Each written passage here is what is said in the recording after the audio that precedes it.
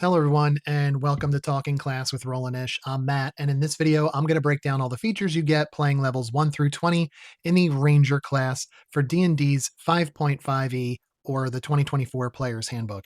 If you haven't done so already, check out our Talking Class playlist. There, you're going to find videos breaking down what you get levels 1 through 20 on all the other classes, and a separate video that breaks down what you get with each of the subclasses. If you're interested in playing a Ranger, you're in the right place.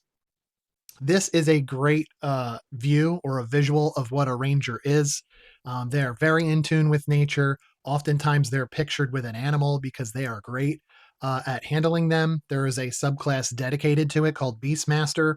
And oftentimes, you're going to see a ranger with a bow because they're going to be the fighting class, but on the outskirts, kind of like a spellcaster, but with a bow.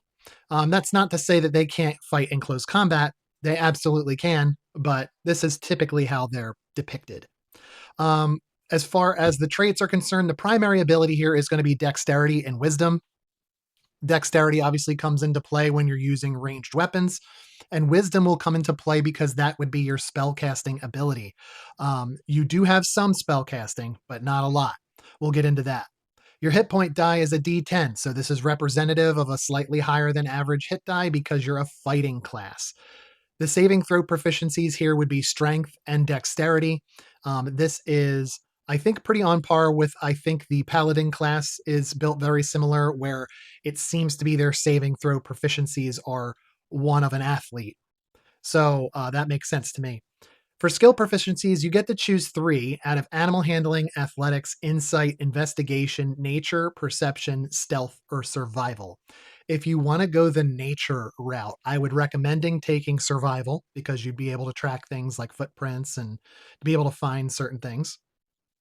I would take nature because if you're out in nature, you should be able to identify certain creatures, certain plants, things like that. And I would recommend um, probably investigation, simply just because you are in the fine details. Like survival, you're looking at footprints. Why wouldn't you be able to look for other types of things in a situation? That's what I would go with. That's what makes sense for me, but do your thing. For weapons, you can use everything, simple and martial weapons. For armor, you can use light and medium armor and shields, no heavy armor. And that makes sense because you're supposed to be a dexterous, a speedy character. Wearing heavy armor doesn't make sense. For starting equipment, you can choose option A, studded leather armor, a scimitar, a short sword, a longbow, 20 arrows, a quiver, a druidic focus, like a sprig of mistletoe, a branch, a wand of some kind. This is where your magic may come from. An explorer's pack and 7 gold. Or option B, take 150 gold, work with your DM, and choose exactly what you want, as long as it's okay for your campaign. Playing a ranger is like the others, will have a table in your player's handbook, both physical and digitally. This is going to break down at what level your proficiency bonus grows, at what levels you gain certain features, at what levels your favored enemy increases. This is going to be a use of a feature that you can have a certain amount of times. These are the amount of uses you have to expend. So think of it like a sorcerer having sorcery points, or a cleric having channel divinity. This is that expenditure here. You are able to prepare spells. It's not a ton. You have some spell slots. It's not a lot. But the Ranger spell list is pretty great because it has a lot of environmental effects, and that plays very well both in and out of combat. Looking at level 1, you gain your access to spell casting. Um, you are going to be able to expend all uses of your spell slots when you finish a long rest. You can prepare a certain amount of spells per level, and you can swap out one of the prepared spells after a long rest. When choosing spells, take a look at the Ranger spell list. If you're having trouble picking your first 2 leveled spells, the book recommends Cure Wounds and Ensnaring Strike. Both are good because Cure Wounds is a healing spell and Ensnaring Strike is environmental. So it has the potential to restrain an enemy, which helps everybody. Again, Wisdom is your spellcasting ability for your Ranger spells. Um, And you also get favored enemy at level 1. You always have the Hunter's Mark spell prepared, and it does not count against the amount you yourself are able to prepare each day. You can cast this spell a certain number of times, and that number is going to grow. And you see this here in the table. So here at level 1, you're able to use that 2 times. Now, if you're curious about what Hunter's Mark is, it is a bonus action spell that requires concentration for up to an hour. Essentially, you mark an enemy with this invisible X, let's say, and you can see it. Essentially, until the spell ends, you can deal an additional 1d6 force damage to the target whenever you hit it with an attack roll. You also will have advantage on perception or survival checks you make to find it if it's trying to hide from you or it doesn't know it's marked and it gets away. That's very, very useful. So you'll get the use of that spell twice for free. After that, you can use it again, but you'll have to use a spell slot to do so. Also, at level 1, you get access to Weapon Mastery. This is an extra property that you can place on a certain number of your weapons. So, for example, you could place it on your scimitar and your bow. Okay. And then they have properties. On a hit, they may do extra things based on the property that is associated with that weapon. After you finish a long rest, you can change the types of mastery to maybe your short sword and your scimitar instead of the bow. So you can do that. Weapon mastery properties, there is a list of them in the book. They are outlined in chapter 6 under mastery properties in the weapons section. But there are a few that there's a list here that you can review, and they all do different things, and they are already predetermined which weapons do what. Here's a couple features just to get you an idea. If your weapon has a push mastery property, it means if you hit a creature with that weapon, you can push the creature up to 10 feet straight away from you if it is large or smaller. This is in addition to the damage that it deals. It's pretty good.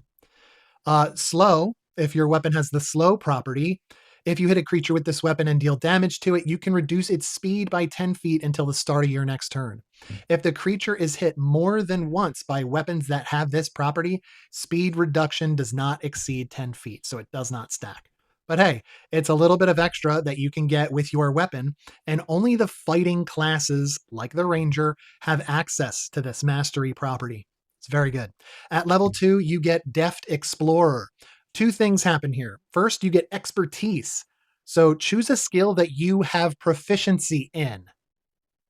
Then you give it expertise. That means the proficiency bonus will double because you're an expert in it. Also, the second thing is you'll learn 2 languages. As a deft explorer, you're exposed to more types of people and more dialects. You probably picked up on that in your travels. Build that into your backstory accordingly. Level 2, you also get to choose a fighting style. So these are really cool because they offer you different things. A common one for the Ranger would be archery. You gain a +2 bonus to your attack rolls that you make with ranged weapons. As a Ranger, you're likely going to use ranged weapons often. So to be able to get a +2 bonus on top of your normal bonuses for that is going to increase the likelihood that you hit. There are other properties that you could choose if you're going to be more of a melee weapon handling ranger. You're going to use your swords often. Maybe you take dueling. When you're holding a melee weapon in one hand and no other weapons, you gain a +2 bonus to damage rolls with that weapon. You're just a little bit more experienced with the blade. So those are the type of fighting styles that are available. Choose what you like there. As an alternative to choosing one of those fighting styles, you could choose Druidic Warrior that is offered here in the book. This means you learn 2 Druid cantrips of your choice from the Druid spell list. If you're having trouble deciding, the book offers the recommendation of Guidance and Starry Wisp.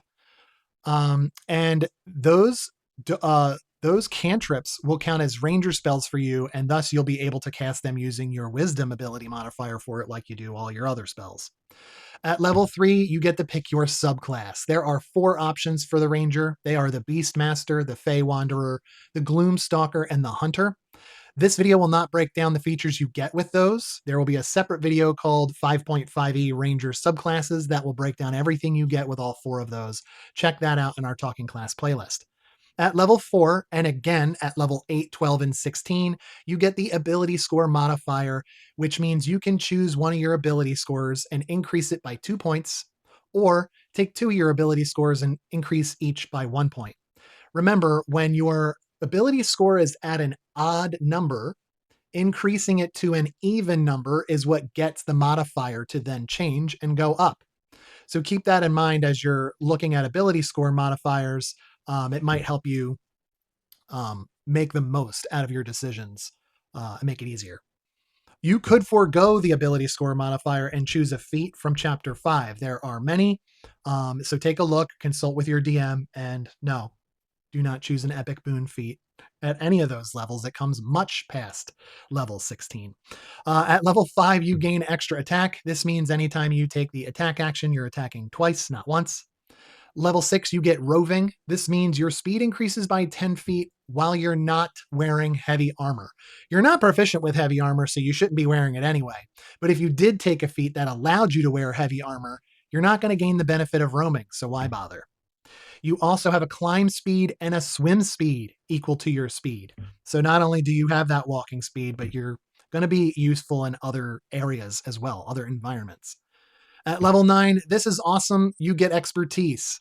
So remember earlier, you were able to take one of your skills that you were proficient with and give it expertise, meaning double the proficiency bonus.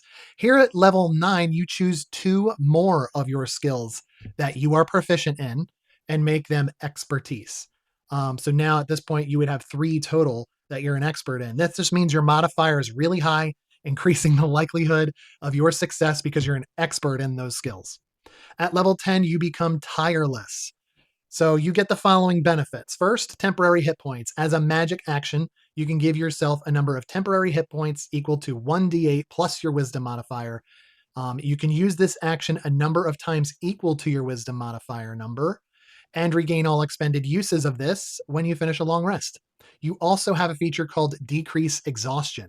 Whenever you finish a short rest, your exhaustion level decreases by 1. Typically, it wouldn't decrease until you finished a long rest, but because you are tireless, you can finish that off in a short rest, which is great. Level 13, you have Relentless Hunter.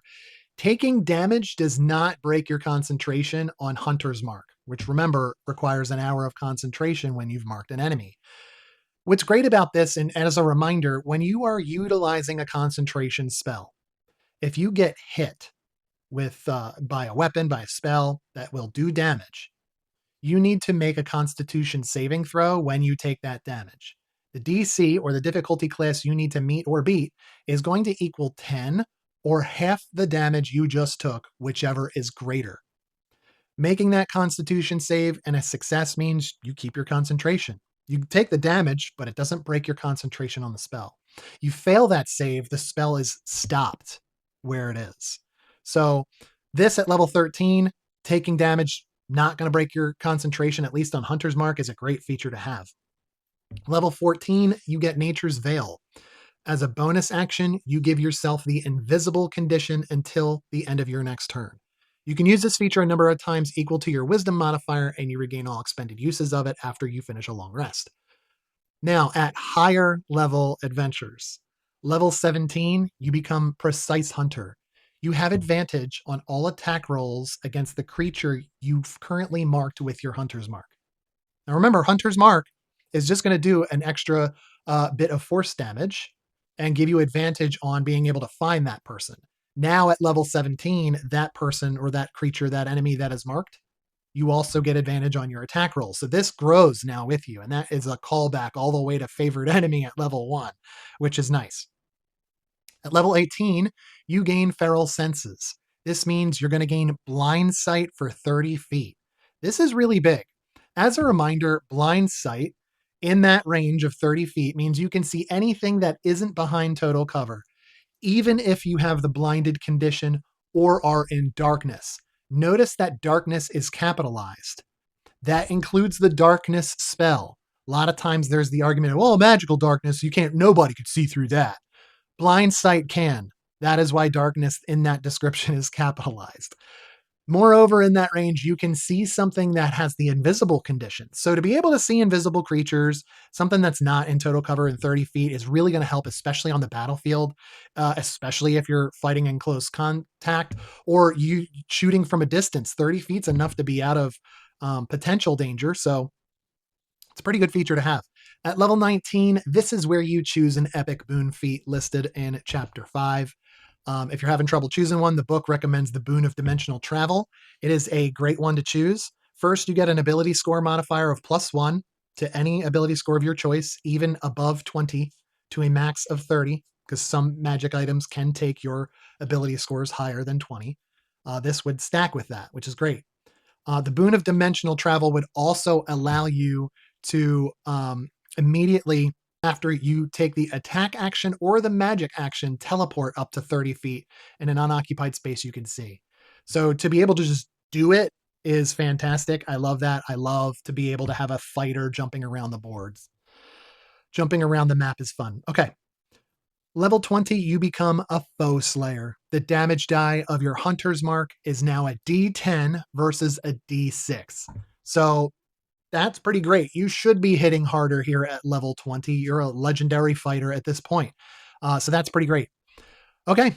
I think Ranger's really fun. I think it's underestimated, and I think the subclasses are pretty interesting and fun and diverse. So check out our 5.5e Ranger subclasses video to see exactly what I'm talking about. And until then, have fun building your Ranger, and we'll see you at the table.